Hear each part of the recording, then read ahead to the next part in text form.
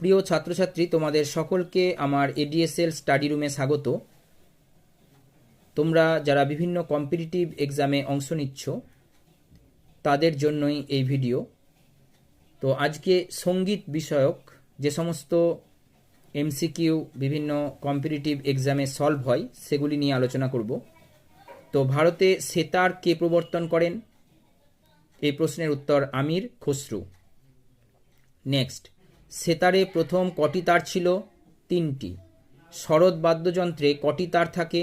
প্রধান তার থাকে 8টি, 2টি চিকারি এবং তরবের তার থাকে 9 থেকে 15টি। সেতার বাদ্যযন্ত্রে কটি তার থাকে? প্রধান ও অপ্রধান মিলিয়ে 7টি এবং তরবের তার থাকে 9 থেকে 15টি। সন্তুর বাদ্যযন্ত্রে কটি তার থাকে?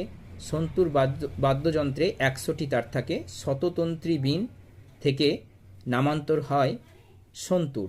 বেহালা যন্ত্র সঙ্গীত কোথায় প্রাচীনকালে ব্যবহৃত হতো?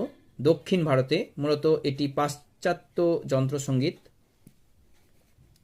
নাগাস্বরম কি? দক্ষিণ ভারতের যন্ত্রসঙ্গীত।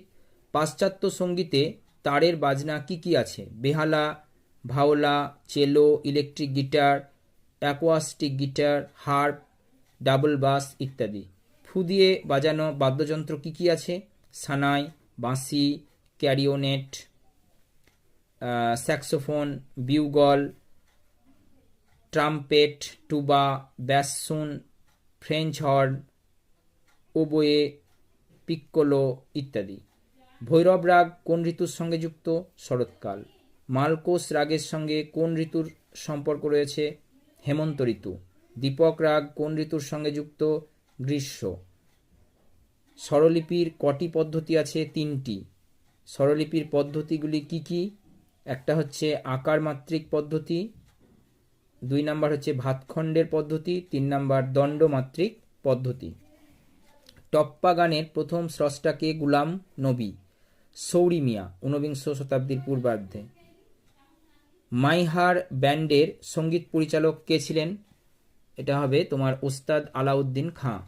সরোদের বিখ্যাত শিল্পী কে কে? আলী আকবর খান ও আমজাদ আলী খান। ভারতে সরোদ বাজনা কে প্রবর্তন করেন? উস্তাদ আলাউদ্দিন খান।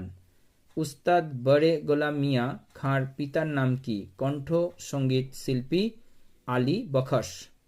গজল গানে বিখ্যাত কে? মির্জা গালিব। তবলা শিল্পী হিসাবে বিখ্যাত কে কে? আল্লাহ রাখা, চতুরলাল, কিষান মহারাজ, শান্তা প্রসাদ, কেরামত খাঁ।